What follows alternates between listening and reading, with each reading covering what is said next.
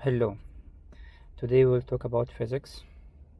We can go through some practice for Newton's law. We talked before about we have Newton's law first, Newton's law and second and third. Today we will go through some practice question like what we have here. In general, we can revise like what is first Newton law. We said before that first Newton law says that if object at rest, it will remain at rest. If object in motion, it will continue in motion unless it's affected by an external force. And for the second Newton's law, we have this formula. If you remember, we have F, M, and what? A. We said F stands for the force, and the force unit is Newton, and we have here mass, and the mass unit is kilogram, and here we have A, which is acceleration, and the unit for the acceleration is what? Is meter per second square. Okay, so if we have like object and there is some forces affecting on it, like what? If the forces are in the same direction, like this one, if both of them are in the same direction, for example, this force here is 5 Newton and here also is 5 Newton, so the net force will be like 10 Newton. But if they are in opposite direction, if both are 5 Newton but in opposite direction, so I will subtract them, it will be equal to 0 Newton. Clear? Okay, so we have here some practice question. We can go through them, and let's start for the first one here. He said like a house is lifted from its foundation onto a truck for relocation. The house is pulled upward by a net force of 2850 Newton. So I have here the first thing, we have force that is equal to 285 Newton. This force causes the house to move from what? From rest. I think we still remember the kinematic equation. He said here from rest, which means that initial velocity is equal to what? To 0, to an upward speed of 15 centimeter per second. So I think this is a final velocity, and it's 15 centimeter per second. But the final velocity, it's measured with meter per second, not centimeter per second. So I have here a conversion. I have to convert centimeter per second into what? Into meter per second. How can I do like this? I will divide by what? By 100. So 15 over 100, it's equal to 0.15 meter per what? Per second. So the final velocity here is 0.15 in 5 seconds. What's mean by 5 seconds? I think it's referred for the time. So time is 5 seconds, and he's asking about what is the mass. So mass is what? Is unknown. Okay, here I have given. So we said that like Newton's second law, FMA, he's asking about the mass, so we can put M is equal to force over the acceleration. I already have a force, but I don't have the acceleration, so I will use the kinematic equation to get the acceleration. I think the first formula we can use it, which is V final is equal V initial plus A times what? Times T. I already have V final, which is 0.15 equal V initial is equal to 0 plus A is unknown times what?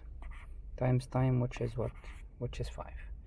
So I can use my calculator in order to get the acceleration. Let's calculate it.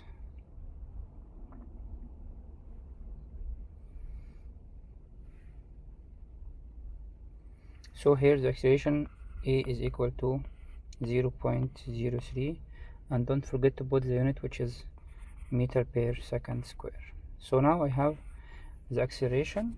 I can get the mass that M is equal to, what is the value for force? It's 285 over the acceleration, which is the 0.03.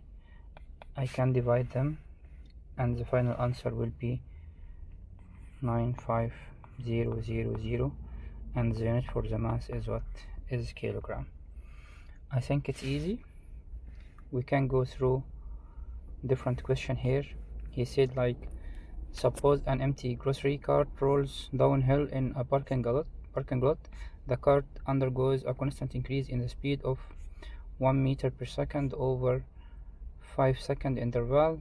If the downhill force acting on the cart is 18 Newton and the uphill force due to friction is 15 Newton, what is the cart's mass? So now he's asking about the mass. Let's put the given here. I have what? Here I have the speed, which is v. V is equal to 1.0 meter per second, and I have the time, which is 5 seconds. If the downhill force acting on the cart is 18, so I have first force, which is 18 Newton.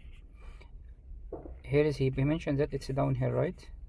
And there is another force which is uphill, so this is F1, here is F2, which is 15. But I think here, as he mentioned, there is one downhill and there is one uphill, so they are in opposite in direction. Like what we said before, if we have like two forces opposite in direction, how can I get the net force? So I will subtract them. So net force is equal to 18 minus 15, which is equal to 3 Newton. This is the force that I will use in this equation. So if net here is equal to 3 Newton. What is the cart's mass? So he's asking about the mass. So again I will use the same formula here, F, M and A. So M is equal to F over what? Over A. I have force, which is net force here, but I don't have what? Acceleration. So I have to go and get the acceleration. What is the given here? I have velocity and time, so I can use A equal V over what? Over T. V is equal what? 1 over T, which is 5. So it's equal to 0.2 meter per second square. So I have now force and acceleration. So I can apply F is equal to 3 and time is equal to 0.2. So I can get the mass. I will use the calculator. Divide 3 over 0.2, which is equal to 15, and the unit is kilogram. I think also it's easy and direct. Let's go through the third question here. He said a certain cable of an elevator is designed to exert a force of 4.5 times 10 to the power 4 Newton if the maximum, so here is I have the force 4.5 times 10 to the power of what? 4. If the maximum acceleration that a loader car can withstand is 3.5 meter per second square. Here I have the unit meter per second square, so it's referred for the acceleration, which is 3.5.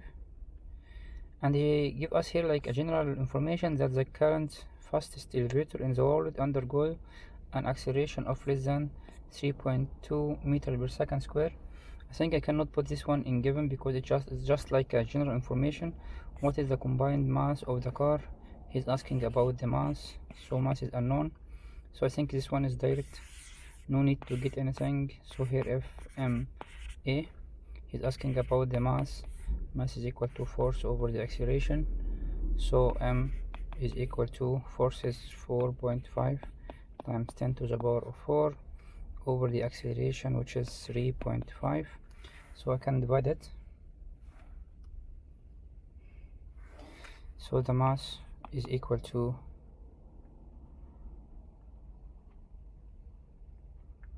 12857.14 and the unit is kilogram. I think it's easy. We can revise them again, and thank you.